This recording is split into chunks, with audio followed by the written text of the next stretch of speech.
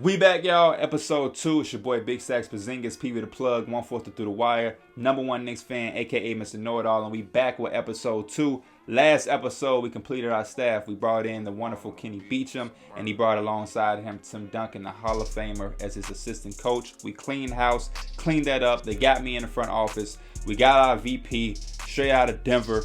Now is the exciting part. This is what everybody been waiting for. This is what everybody loves, and this is the scouting. This is the draft aspect of it, and this is what is going to make or break our future as of now. So where we start, we were looking at guys, and I have my eyes on a particular group of guys because there's no reason for me to be scouting LaMelo Ball, Anthony Edwards, anybody like that, because I have the 9th overall pick. So I'm not going to waste my trips with that. I'm looking at guys who I have scouted. I started from today in episode 1, so I didn't have much opportunity to scout these guys throughout the season versus me starting from the beginning of the season. But I did keep my eyes on Killian Hayes and Tyrese Halliburton at that guard position. I'm really focused on them because I feel like it's realistic that they could fall at a 9 range for me to pick them up. I'm also been looking at Malachi Flynn as a 2nd round opportunity, as well as Tyrell Terry, who I think is very young and a little raw, and people, don't really know much about him, but I believe in him, and I'm a fan of his game, and I'm really hoping he can be around in that 2nd round. If not, hopefully we can do a trade or something and get him at the end of the 1st. But I think he should be there in the 2nd round. Guard position, I'm not really looking at. I think that's tied up.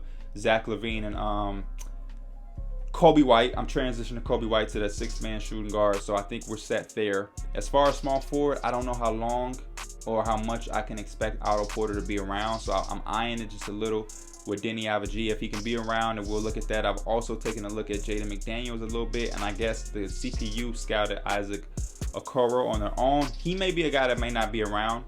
And then power forward wise, I've looked here. Can't pronounce Alex's whole name, but I love his game, and I feel like he can be a guy that can be around. Tyler Bay is also an interesting forward. And then Sadiq Bey is also another forward that I have my eyes on. These are late round picks, 2nd round picks potentially, maybe. I'm kind of focused on that point guard position. And then center, like I said in the first episode, I think we kind of tied up the center. Don't get me wrong, if one of these guys are still on the board and I have no choice to take them because of their talent, I will. I'm always drafting for the best player available. If that best player is significantly better than the rest of them and he's there, then I have no choice to take him no matter what position he plays. But at 9, I'm not expecting that prospect that's just downright the best guy on the board, no argument, to be available at 9. So I'm going to use our scouting trip. It says we have 1 scouting trip left. I'm going to use it on Tyrese Halliburton. I really like Tyrese Halliburton. I can pick my guys, right? Okay, cool. So let me get Killian, Tyrese Halliburton. I want to look at my boy Alex again, and I got 4 prospects left. Let's look at Sadiq Bey, Tyler Bay, and that leaves me with 2 more guards left. Because I'm really, and there's some other good forwards too. I think we're gonna be able to snag some guys in that 2nd round. Because I really like Emmett Williams' rebounding ability, offensive rebounding ability out of LSU. So I was able to look at my guy Tyrell Terry again. It's some guys. I need somebody that can table set, but then also be able to get their own at some times. And that's why I like Malachi Flynn. I know my Michigan State people are looking at it like Cassius Winston is a veteran point guard. He's already 22, can come in and lead a group. But I need a starting point guard. I look at a guy like Cassius Winston. He can go to a playoff team and be able to carry a 2nd unit. Not carry a 2nd unit, but lead a 2nd unit. He'll come in and kind of be seasoned already to do that. Like if I don't even want to say that team because they have a guy already. Excuse me. But you know what? Y'all know what I mean. I'm looking for a starting point guard. I like Kyra Lewis a lot. But he's not the playmaker of those other guys that I named. You know what? I'm going to go with Theo. I like Theo with his size, his poise, and we're going to scout those guys, and we're going to advance. Cool. I had no chance of looking at him. Draft Combine. Who had the best outstanding NBA 3. Mason Jones, Tyrese Maxey. None of the guys that I'm really looking into. Kira Lewis shot the ball better than I would have expected. Saddiq Bey shot the ball pretty well. Moving three-pointer was Aaron Nesmith, of course. Yeah, we'll move on from that. That's fine. Pre-draft workouts. How many guys do I get a chance to select? They don't tell me. Okay, let's go with Killian Hayes, Tyrese Halliburton, obviously. We're going to go to my boy Saddiq Bey. We also going to go with Alex. And then I wish they told me. Oh, I have 8 invites available. So cool. I can go crazy with these. So let's see who else. Theo. I like Nico. Nico, he's cool. He's cool. But to me, my thing with my 9th overall pick in these guards, I want somebody that has a nice ceiling. And I think out of all of the guards that I'm looking at that's in my range, Nico Mannion has like the lowest ceiling. I think he can be cool, he can be steady, but that's about it. When I look at Tyrese Halliburton, I feel like he can give you like, he gives me like some Lonzo Ball vibes. He can play make. His frame and his length allows him to have the potential to be a very good versatile defender on the perimeter. Same with Killian Hayes. He's an extraordinary playmaker. I think he may be one of the best playmakers in the draft, especially for his age. Already has pro experience. 6'5". I like the big guards a lot. Him and Tyrese are both 6'5". He has potential to guard either guard spot because of his size. Might not have as much upside on the defensive end as a guy like Tyrese Halliburton, who still needs to add some strength to his frame. But they both have that size to give them that versatility. Nico, his ceiling is just like steady. I don't see him. His ceiling isn't as high as these other two guys, which could be a blessing in disguise because maybe that means his ceiling isn't that low. Maybe he can just be a slow, steady guard. But I like the other ones better. That's just me, and I'm gonna continue to draft that same way. Theo, another 6'5" guard who just has poise of all around. His ceiling could be the lowest though. Theo can definitely be a guy that you draft, and he kind of falls out of it. He reminds me of Frank Ntilikina at times. A little bit more consistent jumper. But Cole Anthony, too aggressive as a guard, scoring-wise. I don't need that in the backcourt with Zach LaVine. Malachi Flynn, I really like. And then I like Tyrell Terry because he's so young. He's so young. Nobody expected him to be a one-and-done. His scoring ability and poise has been impressive this past year in college. And then from the forward spot, realistically, Saddiq Bey could be a guy that will be available. The Alex could be available. I like his game a lot. He can stretch the floor, make reads off the dribble. Got to rebound and defend a little bit more better. I like Tyler Bey. He's very good defensively. Smaller at 6'7". He's smaller for the power forward range, but that's the way that the game is going, so I'm fine with that. And I'm gonna look at Denny, man. I'm gonna look at Denny because if he does fall, it's always let it fall. Even Jaden McDaniels, if one of those guys fall, they bring versatility at that forward spot. They can play 3-4. Jaden McDaniels has the defensive potential that's elite. He just has to apply himself to it, and hopefully we can bring him. We would be able to mold that out of him. As far as second round guys at that forward position, it's not much here for me that I'm looking at. I mean, I like Trendon Watford. I don't know how much I like him, though. I kind of prefer those other guards. Jordan Nwora will probably fit better in a playoff team to add them some shooting, but if he's there, we'll definitely take that look. Shooting guard, I really don't want to spend any picks on shooting guard or center. I really feel like we locked up there unless, again, somebody just happens to fall in our lap. So we got 2 more scouts. I'll take Kira Lewis, and then let's go with I like Paul Reed out of DePaul. Yikes. Let's go with Cassius Stanley is very small to be playing small forward. Is there another point guard I want to look at? Won't hurt to take a look at Nico. We'll look at Nico. Out of all the guys we scouted, the best standstill shooter was Kira Lewis again, so it wasn't a fluke. Right after him is Denny.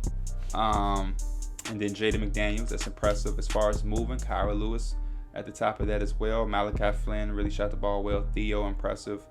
The mid-range, 15-foot, moving Kira Lewis. Standing still is Malachi Flynn. He shot it impressive. Killian Hayes shot it well too. Nico did too. Other stuff, I don't really look at this. Vertical leap, Kyra Lewis too. Lane agility, Kyra Lewis. Kyra Lewis want to get drafted, but he just led them in damn near everything. The bench press, Tyler Bay, 6'7" frame, but real strong, real physical. That's why I like to see that. And yeah, no guards really did that well on the bench. So I wanted to see that. It's always funny to see if a guard can out bench some of those bigs. And now here we are. We are in the draft. I'm gonna pause the draft, and you know what I'm gonna do? I am going to make some guys available, man. I'm gonna make some guys available. See what the trade finder can do for us. Just because we have some guys on here that I would just love to not have on his roster next year. Just for team's sake, like Thaddeus Young. Thaddeus Young is making $13 million. I don't want him on this team. I just don't. There's no reason for him to be here, in my opinion, for what I'm looking for. So let's see if we can trade and move on from him. Some guys out here that's available, but I don't want to bring back anything that's crazy and unrealistic, like the Rockets giving up PJ Tucker for Thaddeus Young. I just don't see that. Matt Thomas, I don't see that either. Maybe if they just really want a veteran presence in their front court. Nico Melli, Taurean Prince. Does anybody just got an extra pick they want to throw at us for him? Portland, but then we would have to take back the $12 million, and that's a future first. Yeah, we're getting a lot of future picks for him, so let's hold off on him for a second. Chris Dunn's contract is expired. Okay, so what if we gave you him and a future? Nah. Let's see, man. Thaddeus Young. I like Robert Williams, but again, there's no need for him. We might have to thug it out with Thaddeus, man. It won't be that bad, but we might have to thug it out with Thaddeus, just because I ain't gonna trade him just to be trading him. If there's somebody out there that had a second round pick, or maybe I could try to propose my own trade. Who got a nice second round pick out there that they might not value? The Sixers got 4 of them, so they might not have the money to be able to just take on Thaddeus Young. Of course they don't.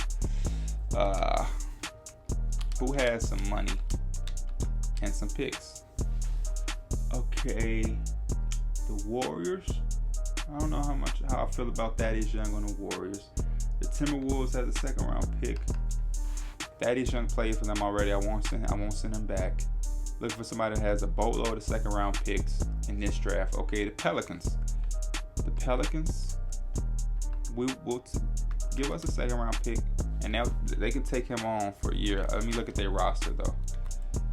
Could they really use Thaddeus? Nico Melli plays some 4 and some 5.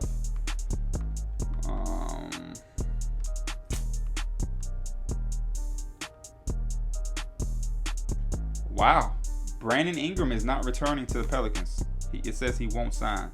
Let's see what he's saying. I feel uneasy. The team results have been bothering me lately. There is no way I'm resigning with this team. Okay, so Brandon Ingram won't be resigning with the Pelicans for whatever reason that is about. Jahlil Okafor won't be signing back. So I don't want to finesse them because they might be needing some money to bring some of them dudes, to try to bring some of them dudes back. My gosh, that is a shocker. That is a big shocker to me. I'm looking for some guys for a team. The Sacramento Kings is the type of team that will give us a second round pick to bring Thaddeus. So we're going to do that because that's a Sacramento Kings ass move. So we ready to get rid of him. And this is the type of shit that irritates me about 2K. This is why it's hard for me to make content. I know a lot of y'all want it, but this is the shit that really frustrates me. They have all of those talented guys up there like LaMelo, James Wiseman, and they're not picking them. They're going right past. There's no reason for the Detroit Pistons to have drafted Killian Hayes. There's no reason. We're pick 3, and James Wiseman, Anthony Edwards, and LaMelo Ball are all on the board. That really bothers me and frustrates me. Now with the 3rd pick, James Wiseman goes to the Warriors. I like that.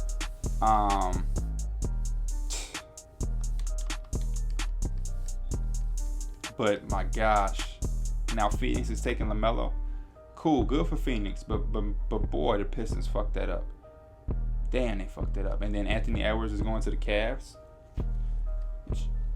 At least they Isaac Okoro. Okay, I like that pick for them. And then Anthony Edwards is going to the Knicks. Denny Avdija. So Anthony Edwards is the guy that's dropping right now. The one thing I like about this is they're all going to teams that they could possibly go to. LaMelo can go to the Suns depending on where they land. Anthony Edwards goes to Minnesota, so that's a bit of a fit. Him, D'Lo, Karl Anthony Towns. I don't know. He gonna have to step up defensively on the perimeter for them. And then the Hawks take Obi Toppin. It's not a bad pick. It's not a bad pick, but I know they would have preferred if they could have got Anthony Edwards if he would have failed. So available for us, we don't have Killian Hayes, but we do have Tyrese Halliburton. I think it's nothing for me to even discuss or look at. I'm gonna just probably go with Tyrese because that's the guy I've been really focused on. And I think the Bulls is a proper team for him to come to. You know, when you look at his real life scouting report and things they saying about him in the draft, they saying he'd be ideal for a team that already has pieces, which we do with Laurie, Wendell, and Zach. It'd be ideal to put him in the backcourt with somebody who can create their own shot a lot, which is something that Zach LaVine can do. And you know, I like I said, I like his frame, 6'5", lengthy. They have him listed at 6'3" for whatever reason. I think that's just the 2K storyline trying to throw me off. But he definitely should be 6'5". And yeah, he got the herky jerky shot a little bit. Yeah, 6'5". The shot has a little hitch to it, but he shot a career percentage that's well above 40% from three. So we looking for that. We're gonna draft to our next pick. Send to our next pick, which is in the second round. I think this is the pick we get from the Kings.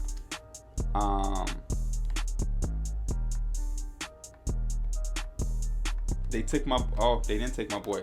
Tyrell Terry is still there. Now I want to look and see from the standpoint of the fours that I was looking at. Are any of them still there?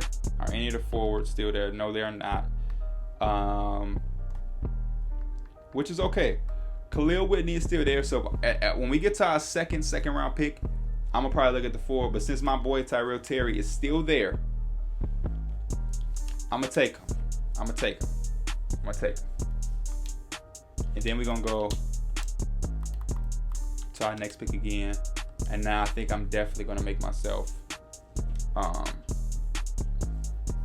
look at the forwards, right? Paul Reed, I like. I know a lot of my fans, Virginia fans, would love me to pull the trigger on this. LSU would love me to pull the trigger on this. You know what? In all seriousness, Khalil Whitney. He's from Chicago. I love this shit right here. This makes it, because I'm really looking at it from a standpoint of who I don't want to just draft anybody. And Tyler Basity Bear not available. So you know what? I'm gonna go Kenyon Martin Jr. I think I'm gonna go Kenyon Martin Jr. I like his age. He's super young, super raw. I think I'm gonna go Kmart Jr. I like Emmett Williams too, though. Oh man, Emmett Williams is what, 6'7". They got Kmart Jr. at 6'5". We'll take him. 6'7". Let's go. We're gonna take Kmart Jr. Send it to the end. Just a draft over cap. So basically, the Pistons taking Killian Hayes. It didn't ruin the draft, which is what I was afraid it would do. Because sometimes when these guys, these top teams like 1-2 take the guys that they shouldn't take, because as you can see, the overall is way higher. These are the top three. I made sure that Anthony Edwards, LaMelo, and James Wiseman were all the same rating and around each other in potential, so that they can be the first three picks. But it wouldn't be as for sure number one guy. But somehow Killian Hayes is number one. His overall isn't better than those guys, and his potential isn't better. I know that for a fact because I looked at all the attributes from every player in this class. But maybe they just have a terrible scout out there in Detroit on their staff, which made them think that he was the number one guy.